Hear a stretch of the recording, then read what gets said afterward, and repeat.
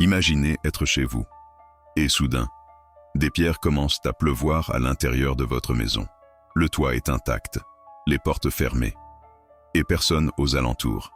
Cela s'est produit en Bourgogne en 1943, et le phénomène a duré plusieurs jours. Même la gendarmerie a été témoin des faits. Ce que vous allez entendre est l'un des cas paranormaux les plus documentés de France. Une histoire de peur, d'incompréhension, et peut-être de malédiction. Bienvenue sur cette chaîne dédiée aux mystères non résolus, aux affaires paranormales et aux horreurs vraies.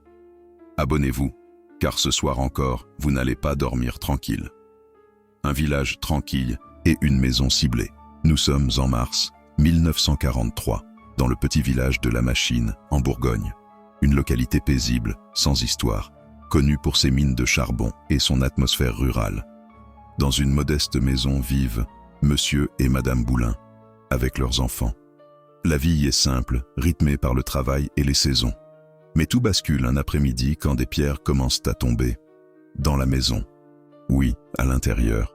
Sur le sol, les meubles, les lits. Des petits cailloux, parfois gros comme un œuf. Aucun bruit de verre brisé.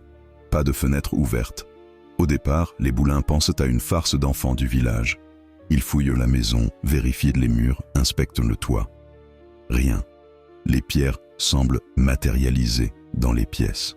Parfois, elles tombent alors que toute la famille est présente.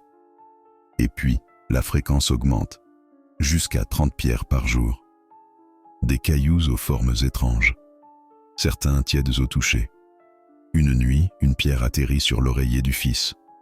Le lendemain, une autre explose une lampe en verre. Personne ne dort plus. On soupçonne des voisins. La gendarmerie est appelée. Les gendarmes de la commune de Decize se déplacent. 3 agents sont témoins de la pluie de pierres. L'un d'eux est même touché à l'épaule.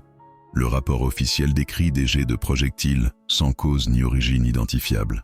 Ils fouillent le jardin, les combles, les murs. Rien ne justifie un tel phénomène. Pas de trou, pas de conduit. Et pourtant, les pierres continuent de tomber devant eux.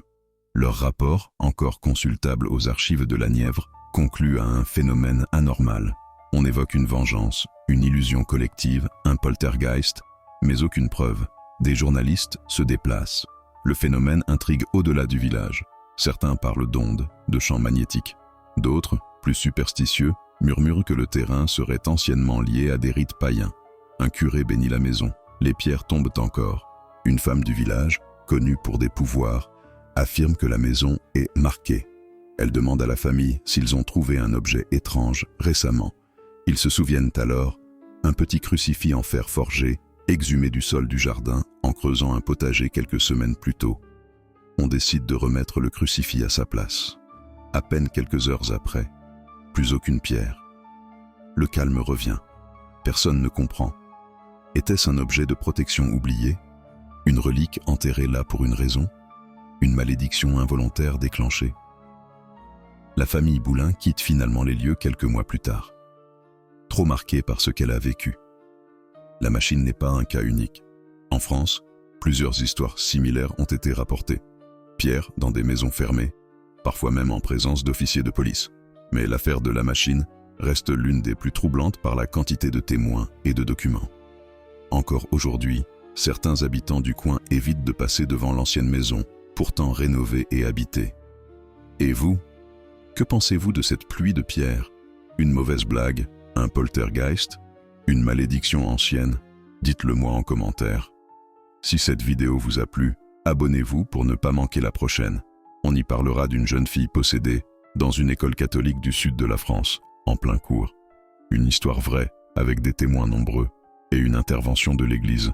Merci d'avoir regardé jusqu'au bout. À très vite, si les pierres ne vous frappent pas avant.